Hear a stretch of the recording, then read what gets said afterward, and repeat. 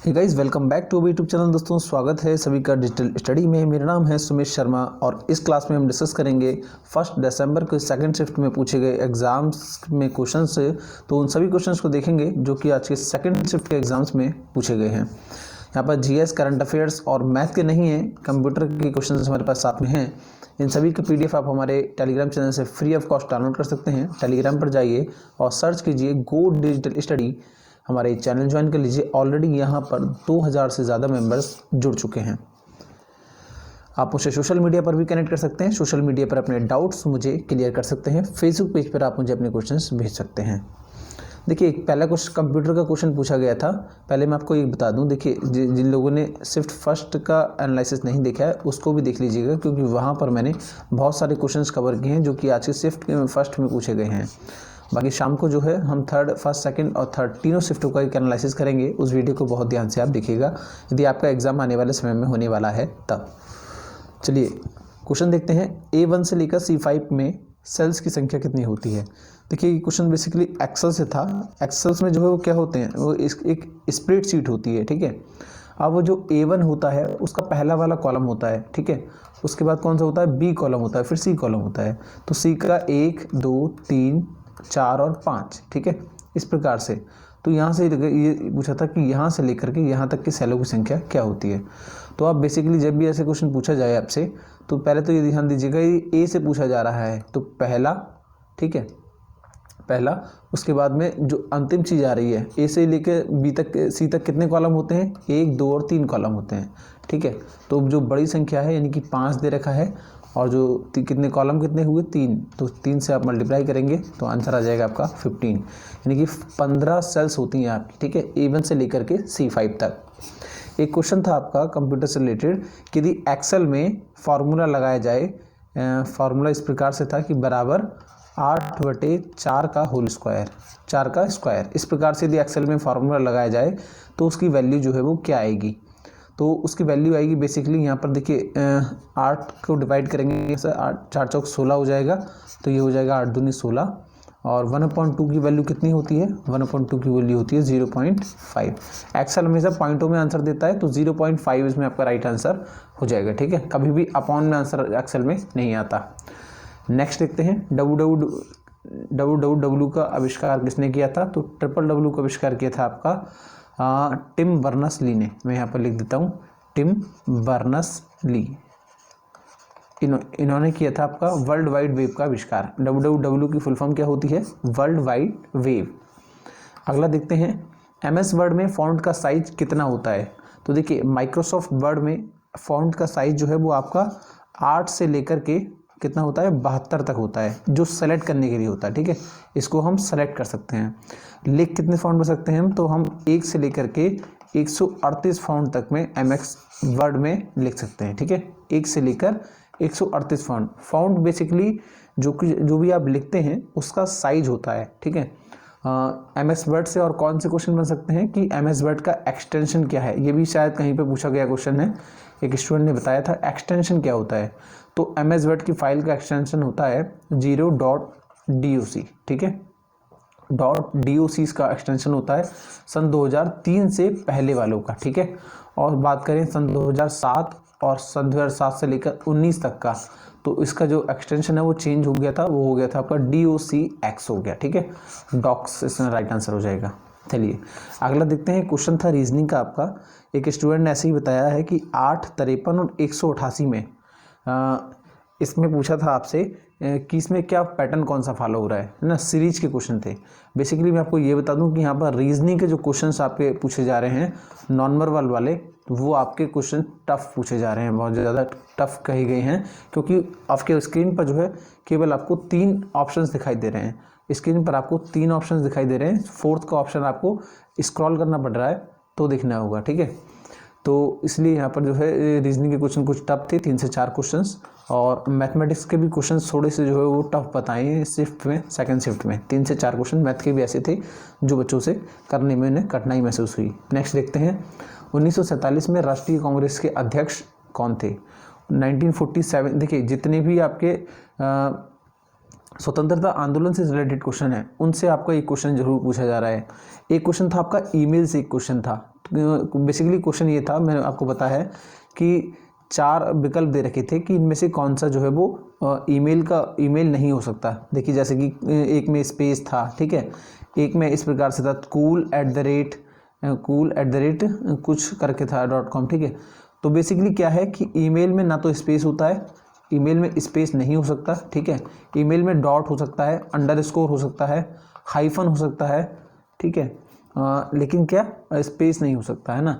आगे देखेंगे कि ईमेल में एक चीज़ याद रखिएगा कि पहला तो होता है आपका user name without any space, ठीक है। उसके बाद @ लगाते हैं और अंत में लिखते हैं यहाँ पर हम डोमेन नेम। डोमेन नेम दरअसल वो होता है जिस वेबसाइट पर हम अपनी आईडी बना रहे हैं। मान लीजिए हम जीमेल पर अपनी आईडी बना रहे हैं तो abc@gmail.com, ठीक है। इस प्रकार से आपकी आईडी यहाँ पर क्रिएट होगी। इसमें कोई भी स्पेस नहीं होता है किसी भी मेल में। यदि आप हॉटमेल पर बना रहे हैं, माइक्रोसॉफ्ट पर बना रहे हैं तो abc@hotmail.com, ठीक है, @hotmail.com। इसमें पूरे में किसी में स्पेस नहीं होता। यदि आप याहू पर बना रहे हैं तो बस सेम एज yahoo.com हो जाएगा आगे, बाकी कोई आप सेम रहेगा। समस्थानिक से क्वेश्चन पूछे जा रहे हैं आपके साइंस में। समस्थानिक क्या है, ठीक है, हाइड्रोजन का नहीं पूछा गया है, किसी और के समस्थानिक यहाँ पर पूछे गए हैं। बेसिकली क्वेश्चन ये भी बन रहा था कि समस्थानिक में क्या चेंज होता है। तो देखिए समस्थानिक में जो है वो द्रव्यमान संख्याएं चेंज होती हैं, ठीक है, द्रव्यमान संख्या चेंज होती है, परमाणु भार एक सा रहता है। चलिए नेक्स्ट देखते हैं। भारत का सबसे छोटा केंद्र शासित प्रदेश है। देखिए भारत का सबसे छोटा केंद्र शासित प्रदेश है, मैं आपको पहले भी बताया है, ये है लक्षद्वीप आपका, ठीक है। लक्षद्वीप जो है वो भारत का सबसे छोटा केंद्र शासित प्रदेश है। अच्छा सबसे बड़े की बात की जाए तो कौन सा होगा, सबसे बड़ा यदि पूछा जाए आपसे तो सबसे बड़ा होगा जो हाल ही में अभी बना है लद्दाख। लद्दाख का जो बहुत सारे एरिया है वो अभी डिफाइन नहीं है, ठीक है, और यही कारण है कि लद्दाख में इतना डेवलपमेंट नहीं है, क्योंकि चाइना से जो हमारा विवाद चला आ रहा है उसके कारण लद्दाख में इतना डेवलपमेंट हमने अभी नहीं किया है। आगे देखते हैं हेमिस नेशनल पार्क कहाँ पर स्थित है। एक लद्दाख से फिर क्वेश्चन बना है, तो हेमिस नेशनल पार्क आपका लद्दाख में स्थित है, ठीक है। जो नया यूनियन टेरिटरी बना है JNK एंड लद्दाख, इसमें स्थित है आपका हेमिस नेशनल पार्क। नेक्स्ट देखते हैं जम्मू और कश्मीर के उपराज्यपाल के बारे में पूछा गया था। देखिए मोस्ट इंपोर्टेंट क्वेश्चन है ये। जो जम्मू एंड कश्मीर के सेकंड LG हैं यानी कि लेफ्टिनेंट गवर्नर हैं, उनका नाम है मनोज सिन्हा। और जो फर्स्ट भी आपसे पूछा जा सकता है, तो फर्स्ट JNK के LG थे GC मुर्मू, ठीक है, GC आपका राइट आंसर हो जाएगा, ठीक है, यदि फर्स्ट पूछे जाते हैं तो। कुछ बेसिक से क्वेश्चन बने हैं संविधान से, ठीक है।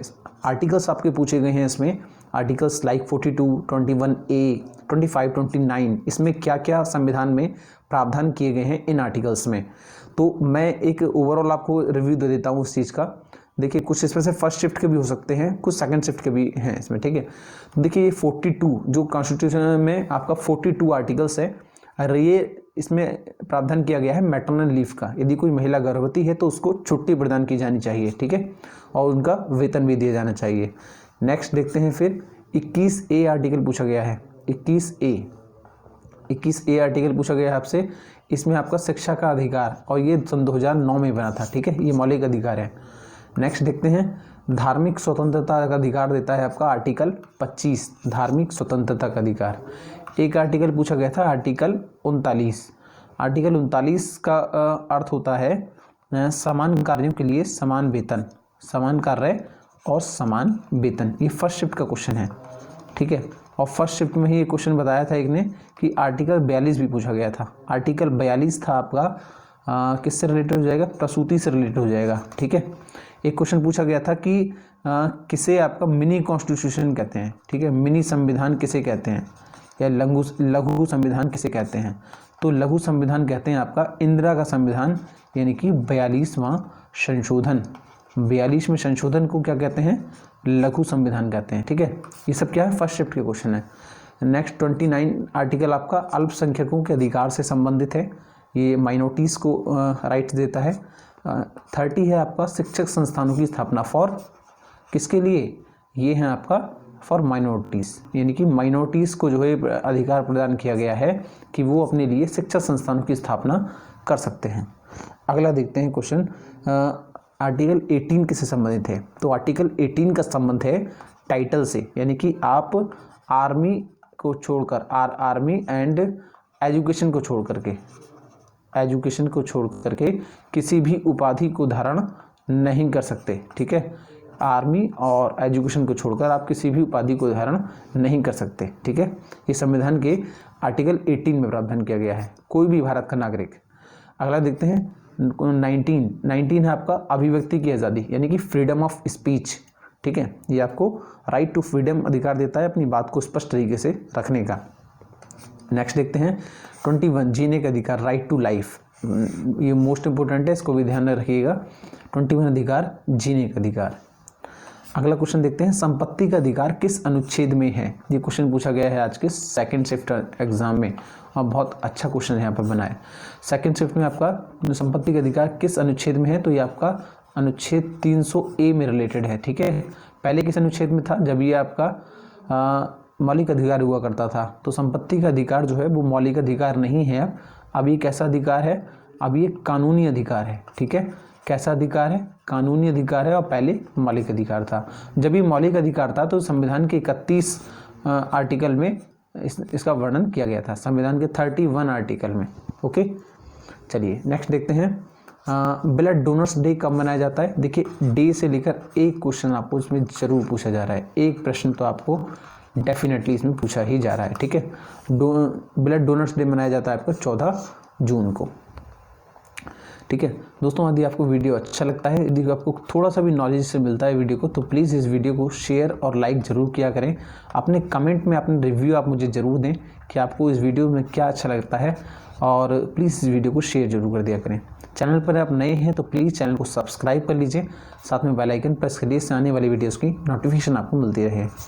अगला क्वेश्चन देखते हैं, रेडक्लिफ लाइन किन दो देशों के बीच में है, तो ये आपका इंडिया और पाकिस्तान के बीच में है रेडक्लिफ लाइन। ठीक है, इसी प्रकार से आपकी मैकमोहन रेखा पूछ सकता है, तो मैकमोहन रेखा आपकी जो है वो इंडिया और चाइना के बीच में है। इसके इंडिया और चाइना के बीच में है। नेपाल के प्राइम मिनिस्टर पूछे थे, तो नेपाल के प्राइम मिनिस्टर हैं KP शर्मा ओली। ठीक है, एक नई नियुक्ति से कुछ रिलेटेड क्वेश्चन थे, एग्जैक्टली क्या क्वेश्चन है मुझे पता नहीं है क्योंकि क्वेश्चन आ नहीं पाए हैं। जैसे कि थर्ड शिफ्ट, इसके सारे आंसर मिलेंगे आपको first plus second plus third shift का जो वीडियो उठा है, यानी कि जो रात में वीडियो आता है ऑल शिफ्ट का, उसमें आपको ये सारे क्वेश्चंस मिलेंगे।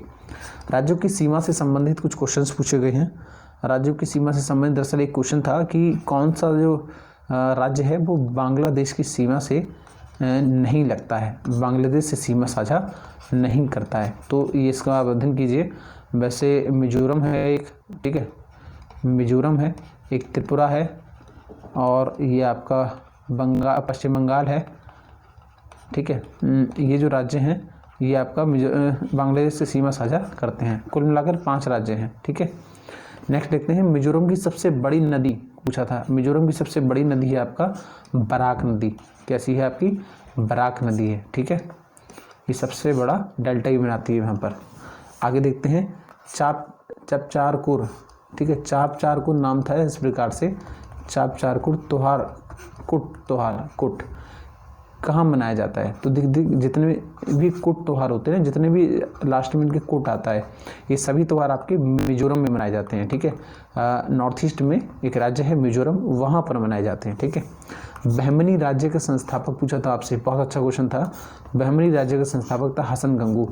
अच्छा, इसका एग्जैक्टली नाम क्या था, तो इसका नाम था आपका अलाउद्दीन हसन नाम था इसका। इनने बहमनी राज्य की स्थापना की थी। ठीक है, दरअसल बहमनी राज्य कहाँ पर था, ये आपका ये साउथ इंडिया में था। ठीक है, साउथ इंडिया में। नेक्स्ट देखते हैं, सबसे अधिक जैव विविधता वाले वन कौन से हैं, तो सबसे अधिक जैव विविधता वाला जो वन है, जो पूरे विश्व की लगभग 21% ऑक्सीजन का जो है क्या करता है, वो ऑक्सीजन का उत्पादन करता है, वो है आपका अमेजोन के वन। ठीक है, अमेजोन इसमें आपका राइट आंसर हो जाएगा। चलिए अगला क्वेश्चन देखते हैं, इरावती नदी किस राज्य में होकर बहती है। ठीक है, इरावती नदी जो है ये दरअसल उड़ीसा से निकलती है। कहाँ से निकलती है, उड़ीसा से, और ये बहती है आपकी छत्तीसगढ़ में। ठीक है, छत्तीसगढ़ इसमें आपका सही उत्तर होगा, उड़ीसा से निकलकर छत्तीसगढ़ में बहती है। तो जितनी भी नदियाँ हैं जो कि आपकी लोकल में हैं, उन सभी नदियों को आप एक बार देख कर जाइएगा। नाबार्ड क्या है, तो नाबार्ड दरअसल एक नेशनल बैंक है। नाबार्ड की फुल फॉर्म मैं आपको बता देता हूँ, national bank for rural development, national bank for rural development, ग्रामीण विकास के लिए एक नेशनल राष्ट्रीय बैंक है, ठीक है। नाबार्ड क्या है, तो एक बैंक है। अच्छा, इसका जो अध्यक्ष पूछ सकता है, तो आपका चिंताल करके नाम है कुछ, ठीक है, नाम एग्जैक्टली मुझे नहीं पता है, चिंताल करके कुछ नाम है जो इनके अध्यक्ष हैं। नेक्स्ट देखते हैं, उत्तर पूर्व भारत की सबसे बड़ी झील कौन सी है? तो उत्तर पूर्व भारत की, नॉर्थ ईस्ट इंडिया की, देखिए नॉर्थ ईस्ट इंडिया से कितने क्वेश्चन बनने हैं। नॉर्थ ईस्ट इंडिया की जो सबसे बड़ी झील है वो है आपकी लोकटक झील, ठीक है। और ये किस राज्य में है? तो ये आपकी मणिपुर राज्य में है। कहाँ पर है? मणिपुर राज्य में है, ठीक है। नेक्स्ट देखते हैं, एल्यूमिनियम का ओर पूछा था आपसे। देखिए एल्यूमिनियम का एस क्या पूछा, ओर ऑफ एल्यूमिनियम। तो ये आपका एल्यूमिनियम का जो सबसे प्रसिद्ध एस का जो सबसे ज़्यादा पूछा जाने वाला है वो है बॉक्साइट आपका, ठीक है। अच्छा, लोहे का यदि आपसे पूछा जाए तो क्या हो जाएगा, मुझे कमेंट बॉक्स में बताइएगा आप। लोहे का यदि आपसे एस पूछा जाए तो लोहे का एक एस का आप मुझे कमेंट बॉक्स में बताइएगा। आयोडीन की कमी से होने वाला रोग, आयोडीन कमी से होने वाला रोग है घेंगा, ये पूछा गया था सेकंड शिफ्ट में आज के। ब्रेड का पीएच वैल्यू पूछा गया था। ब्रेड का पीएच वैल्यू मैं आपको बता दूं, it depends on your options, कि आपके ऑप्शंस जो है वो क्या दिए गए थे, लेकिन ब्रेड का वैल्यू जो होता है वो 7.3 से लेकर के 7.4 होता है, ठीक है, इसके कहीं बीच में होता है। अब एग्जैक्ट क्या था ऑप्शन आपको बेहतर पता होगा। लार किसके पाचन में सहायक होता है? लार एक पाचन में सहायक होता है, सभी जानते हैं, और इसका राइट आंसर हो जाएगा स्टार्च के पाचन में, ठीक है। किसके? स्टार्च के पाचन में सहायक होता है लार। नेक्स्ट देखते हैं, सुपरनोवा क्या है? Supernova, what is supernova? तो एक विस्फोटी तारा है एक, ठीक है। क्या है? एक विस्फोटी तारा है सुपरनोवा। जिस प्रकार से नेक्स्ट क्वेश्चन हमारे पास आएंगे मैथमेटिक्स के या फिर आपका रीजनिंग के, तो हम आपको वो भी उसका भी एनालिसिस ज़रूर देंगे। आपको इस वीडियो को यदि अच्छा लगता है तो प्लीज़ इस वीडियो को आप लाइक किया करें और लाइव वीडियो को शेयर जरूर किया करें। Thanks for watching this video and stay connected and stay safe.